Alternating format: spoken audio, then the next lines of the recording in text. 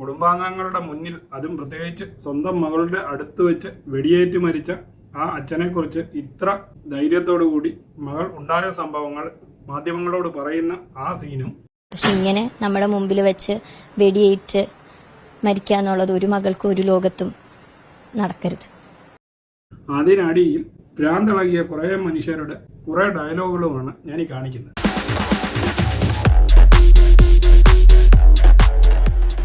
Hi, എല്ലാവർക്കും നമസ്കാരം. ഇന്ന് ഒരു വീഡിയോ കണ്ടപ്പോൾ അതിനെക്കുറിച്ച് എൻ്റെ അഭിപ്രായം ഒന്ന് പറയണമെന്ന് തോന്നിയതുകൊണ്ടാണ് ഞാൻ ഈ വീഡിയോ ചെയ്യുന്നത്.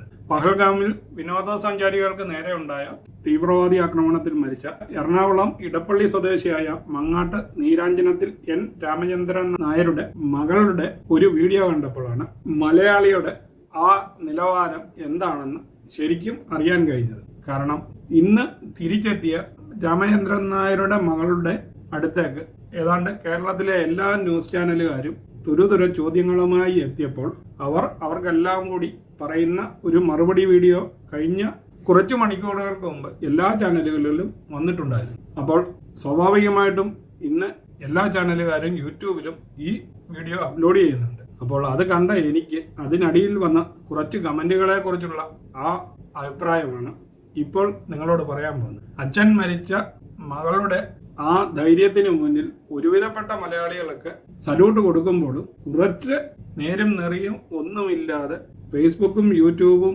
ഇൻസ്റ്റാഗ്രാമും കിട്ടിക്കഴിഞ്ഞു കഴിഞ്ഞാൽ വായി തോന്നുന്നത് എന്തു എഴുതുന്ന ആ ലെവലിലുള്ള കുറേ അധികം മലയാളികളുടെ കമന്റുകൾ മിക്കവാറും ഇവരുടെ ഇന്റർവ്യൂ പ്രത്യക്ഷപ്പെട്ട എല്ലാ വീഡിയോകളുടെ താഴിലും കണ്ടിരുന്നു.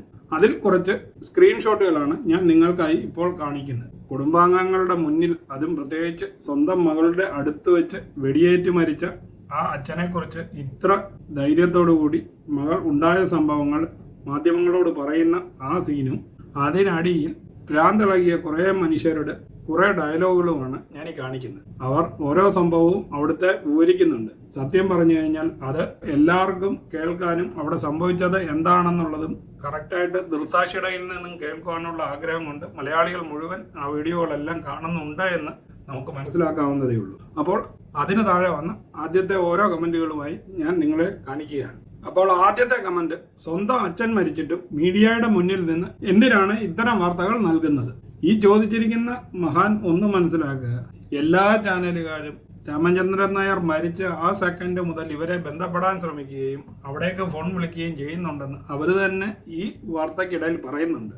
പക്ഷെ അവർ ഇവിടെ വന്നു കഴിഞ്ഞപ്പോൾ അവരോട് ഒരു അഭിമുഖം കൊടുക്കാതിരിക്കാൻ പറ്റുന്ന കാര്യമാണോ എന്ന് സാമാന്യ ബോധമുള്ള ആർക്കും ചിന്തിക്കാവുന്ന ഒരു കാര്യമേ ഉള്ളൂ. അത്രമാത്രമാണ് ഇതിനെക്കുറിച്ച് എനിക്ക് പറയാനുള്ളത്. ഇനി അടുത്ത കമന്റ് ബോക്സിലെ കമന്റ് ഒന്ന് കണ്ടു നോക്കാം. അടുത്തൊരു വിവരദോഷിയുടെ എഴുത്താണ്, ഈ കുട്ടിയുടെ അച്ഛൻ തന്നെയല്ലേ മരണപ്പെട്ടത്? ഈ ചോദ്യത്തിനർത്ഥം കളിയാക്കി ചോദിക്കുകയാണെന്ന് സാമാന്യബോധമുള്ള ആർക്കും മനസ്സിലാവും. കാരണം ആ കുട്ടി തന്നെയാണ് ഇന്റർവ്യൂവിന് വന്നിരിക്കുന്നത്. പക്ഷെ അച്ഛൻ മരിച്ചിട്ട് എന്തിനാണ് വന്ന് ഇന്റർവ്യൂ നടത്തുന്നത് എന്ന് പുള്ളി ആധികാരികമായി ചോദിച്ചിരിക്കുന്ന മഹാനാണ്. അപ്പോൾ അതിന് താഴെ മറ്റൊരു ചേട്ടന്റെ കമന്റ് ഉണ്ട്, ഒരു ദുഃഖവുമില്ല. ഇത് രണ്ടും വായിച്ച സാമാന്യബോധമുള്ള ഒരു മലയാളി എഴുതിയിട്ടുണ്ട്. പിന്നെ പൊട്ടിക്കരയണോ, താൻ തന്റെ പണി നോക്കടോ എന്ന് എഴുതിയിരിക്കുന്ന ഇത് വായിച്ച് രോഷം കൊണ്ടൊരു വ്യക്തിയെയും നമുക്ക് ഇതിനകത്ത് കാണാൻ പറ്റും. മറ്റൊരു ചേട്ടന്റെ കമന്റ് ആണ്, ദുഃഖം തീരെ ഇല്ലല്ലോ. അതിനടിയിലും മറ്റൊരു കമന്റ് കാണാം, അച്ഛനെ മകളുടെ മുന്നിലിട്ട് കൊന്നു, ഒരു വിഷമവും നിനക്കില്ലല്ലോ. എന്തൊക്കെയാണ് മലയാളികൾ എഴുതി വിടുന്നത് എന്ന് ഒരു എത്തും പിടിയും കിട്ടുന്നില്ല. മൂന്നാമത്തെ എണ്ണൻ എഴുതിയിരിക്കുന്നത് ഗഹനമായി ചിന്തിച്ച ശേഷമാണ്, ഇവർക്കൊക്കെ പണം, ഹൈ സാലറി മാത്രം മതിയല്ലോ, ഒരു സങ്കടവുമില്ല. ഇവർ ഉദ്ദേശിക്കുന്നത് എന്താണ്? മീഡിയയ്ക്ക് മുന്നിൽ വന്ന് നെഞ്ചത്തടിച്ച് പൊട്ടിക്കരയണമെന്നാണോ എന്ന് നമ്മൾക്ക് തോന്നുന്നുണ്ടായിരിക്കുമല്ലോ. അവർ പ്രതീക്ഷിക്കുന്നത് അങ്ങനെ കരഞ്ഞാൽ മാത്രമേ ദുഃഖം കാണിക്കാൻ പറ്റൂ എന്നാണ്. ആ കുട്ടി ബോൾഡായിട്ട് വന്ന് പറയുന്നത് ഈ കമന്റ് എഴുതുന്നവന്മാർക്കൊന്നും ദഹിക്കുന്നില്ല എന്നുള്ളതാണ് സത്യം. അടുത്തത് അജീവികയുടെ ക്വസ്റ്റ്യൻ ആണ്, ഇവൾക്ക് ഒരു സങ്കടവും ഇല്ലേ? ആരതി തന്റെ സങ്കടം എങ്ങനെ കാണിക്കണമെന്ന് അജീവ്കുമാർ ഉദ്ദേശിക്കുന്നതെന്ന് എനിക്ക് മനസ്സിലാകുന്നില്ല. പിന്നെ അടുത്തതായി കാണുന്ന കമന്റ്, രമേഷ് കുമാർ, അച്ഛൻ മരിച്ച മോൾക്ക് ഇങ്ങനെ നിസ്സാരമായി പറയാൻ പറ്റും, പിന്നെന്തോ മസിൽ പിടിച്ച് പറയണോ എന്നാണ് ഇവർ ഉദ്ദേശിക്കുന്നത്. അല്ല, ചാനൽ ഇങ്ങനെയൊക്കെ ചോദിക്കാം. ഈ പറയുന്ന പുള്ളികൾ ഏഷ്യാനെറ്റിൽ വിളിച്ചു ചോദിക്കുകയാണ് വേണ്ടിയത്. നിങ്ങൾ ഇങ്ങനെയൊക്കെ ചോദിക്കുന്നത് ശരിയാണോ, പൂക്കൃത്തരമല്ലേ എന്ന് വിളിച്ചു ചോദിക്കുകയാണ് വേണ്ടിയത്. അല്ലാതെ കമന്റ് ബോക്സിൽ വന്ന് അവരുടെ വീഡിയോയ്ക്ക് താഴെ കമന്റ് എഴുതിയിട്ടല്ല മിടുക്ക് കാണിക്കേണ്ടതെന്ന് ഇവർ മനസ്സിലാക്കുന്നില്ല. ഒരുപക്ഷെ ഇവരുടെ ലോകം ഇതായിരിക്കും. കമന്റ് ബോക്സിൽ കണ്ട അനു ഡിആറിന്റെ എഴുത്താണ് വെറുതെ കിട്ടിയ ചാൻസ് തള്ളി മറിക്കുന്നതാണോ എന്നൊരു സംശയം. 1 hour ഓടി എന്നൊക്കെ, പിന്നെ എനിമോർ ക്വസ്റ്റ്യൻ എന്ന് ആ കുട്ടി ചോദിച്ചത്. സത്യം പറഞ്ഞു കഴിഞ്ഞാൽ ഇവരുടെയൊക്കെ ഉള്ളിൽ എന്ത് സ്നേഹമാണ്, മനുഷ്യബന്ധമാണ് എന്ന് എത്ര ആലോചിച്ചിട്ടും പിടികിട്ടുന്നില്ല. കാരണം ഈ ഡയലോഗുകളൊക്കെ കണ്ടപ്പോൾ അറിയാതെ ഈ വീഡിയോ ചെയ്തു പോയതാണ്. ഒരു അച്ഛൻ മരിച്ച പെൺകുട്ടി മീഡിയയുടെ മുന്നിൽ നിന്ന് സംസാരിക്കുന്നത് ഇവർ ഉദ്ദേശിക്കുന്ന രീതിയിലല്ലെങ്കിൽ ഇവർക്ക് ഇങ്ങനെ വായി തോന്നിയതൊക്കെ തുരുതുരാന്ന് എഴുതി വിടുക എന്ന് മാത്രമേ ഉള്ളൂ. അതായത് ഇപ്പോൾ പറഞ്ഞിരിക്കുന്ന അനു ഡിആർ എഴുതിയിരിക്കുന്നത് തെള്ളി മറിക്കുകയാണ്. അച്ഛൻ മരിച്ചതിനെ കുറിച്ച് വിവരിക്കുന്നത് തെള്ളി മറിക്കുക എന്നാണ് സ്വന്തം അനുഭവത്തിൽ വരുമ്പോൾ മാത്രമേ തോന്നുകയുള്ളൂ. പിന്നെ ആ കുട്ടിയുടെ വായിൽ നിന്ന് വരുന്ന ഓരോ വാക്കിനും ഓരോ വേർഡുകൾക്കും ഒക്കെ ഇവരൊക്കെ അർത്ഥം ചികഞ്ഞ് കണ്ടുപിടിച്ചുകൊണ്ടിരിക്കുകയാണ്. അതുകൊണ്ടല്ലേ ആ കുട്ടിയുടെ വായിൽ നിന്ന് ഒരു ഇംഗ്ലീഷ് വേർഡ് വീണ് കഴിഞ്ഞാൽ അതിനെ പോലും കീറി മുറിക്കുന്നത്. പിന്നെ ആ മരിച്ചുപോയ അച്ഛനെ വരെ കുറ്റം പറയുന്നതാണ് അടുത്ത ഡയലോഗ്. സുജിത രഞ്ജിത്ത് ആണ് അടുത്ത പോസ്റ്റ് ഇട്ടിരിക്കുന്നത്. അച്ഛൻ മരിച്ചതിന്റെ ഒരു ദുഃഖവും കാണുന്നില്ല, വളർത്തു ഗുണം. അതായത് ആ മരിച്ചുപോയ മനുഷ്യനെ പോലും ഇവരാരും വെറുതെ വിടാൻ തയ്യാറായിട്ടില്ല. കാരണം അയാൾ വളർത്തിയതിന്റെ ഗുണം കൊണ്ടാണ് ആ കുട്ടി ഇങ്ങനെ വന്ന് സംസാരിച്ചതെന്നും അച്ഛൻ മരിച്ചത് കണ്ടിട്ട് ഈ വിവരം ജനങ്ങളെ അറിയിച്ചതെന്നുമാണ് ഈ പുള്ളി കണ്ടുപിടിച്ച കുറ്റം. ഇനിയുള്ള കമന്റ് ബോക്സിലെ ക്വസ്റ്റ്യൻ ആണ് വലിയത്. ഹുസൈൻ NB അല്പം പുള്ളി കണ്ണിൽ തേക്കാമായിരുന്നു. കാരണം പുള്ളിക്ക് ഈ കുട്ടി കരയാതിരുന്ന് കണ്ടിട്ട് സങ്കടമാണോ സന്തോഷമാണോ വന്നതെന്ന് മനസ്സിലായില്ല. അടുത്തത് പേരെഴുതാതെ പൊക്കാട്ടിൽ എന്ന് മാത്രം ഉള്ള ഒരു ഐഡിയ ആണ്. ആ പുള്ളിക്ക് ഏറ്റവും വലിയ അവൾ എത്ര ഈസി ആയിട്ടാണ് സംസാരിക്കുന്നത് എന്ന വിഷമമാണ്. എന്തോ ആവും പുള്ളിക്ക്, അതാണ് വിഷമം. ആ കുട്ടി നേരെ സംസാരിക്കുന്നു, അത് പാടില്ല എന്നാണ് ഈ മഹാൻ ഉദ്ദേശിക്കുന്നത്. അടുത്തത് രാജീവ് എന്ന ഒരു മഹാന്റെ കമന്റ് ബോക്സിലെ എഴുത്താണ് ഞാൻ വായിക്കുന്നത്. സത്യം പറഞ്ഞു കഴിഞ്ഞാൽ ഈ രാജീവ് എന്ന മഹാനോടൊക്കെ ഏത് ഭാഷയിലാണ് സംസാരിക്കേണ്ടതെന്ന് ഈ എഴുത്ത് കണ്ടിട്ട് മനസ്സിലാകുന്നില്ല. നിന്റെ അച്ഛൻ തന്നെയാണോ?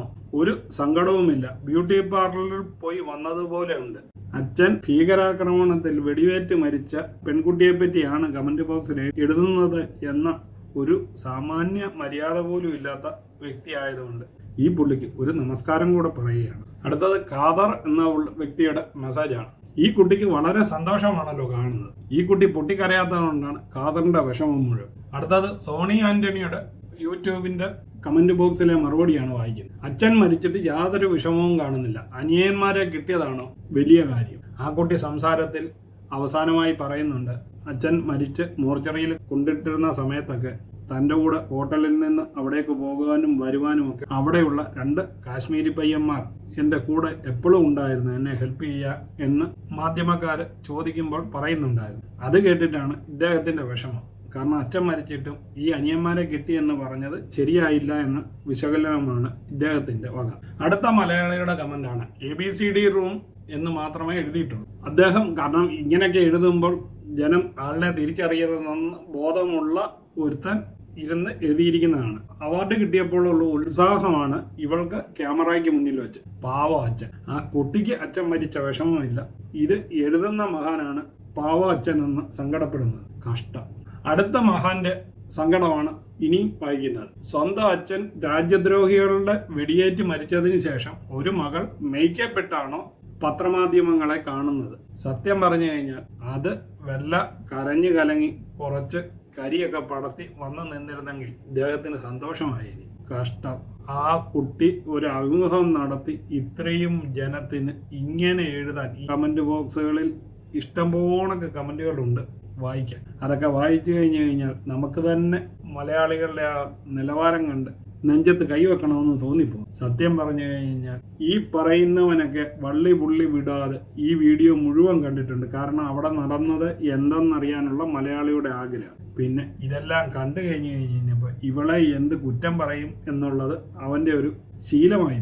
മലയാളികൾ ഏത് യൂട്യൂബ് ചാനൽ നോക്കിയാലും കാണാം, അതിൻ്റെ അടിയിൽ 4 തെറി പറയാത്ത 1% യൂട്യൂബ് ചാനൽ പോലും ഇന്ന് നിലവിൽ കാണത്തില്ല. കാരണം മലയാളി ഇങ്ങനെ ആ യൂട്യൂബിൽ കൂടി തെറി പറഞ്ഞാണ് ആത്മസന്തോഷം നേടുന്നതെന്ന് സംശയം തോന്നുന്നു. അപ്പോൾ കൊല്ലപ്പെട്ട രാമചന്ദ്രൻ നായരും അദ്ദേഹത്തിൻ്റെ അവിടെ ഉണ്ടായ സംഭവങ്ങളെക്കുറിച്ച് ഡീറ്റെയിൽ തന്ന ആ മകൾക്കും ഇനിയിപ്പം കുറേ നാളത്തേക്ക് സൈബർ അറ്റാക്കിന്റെ ബഹളമായിരിക്കും എന്നുള്ളത് വേറൊരു സത്യം.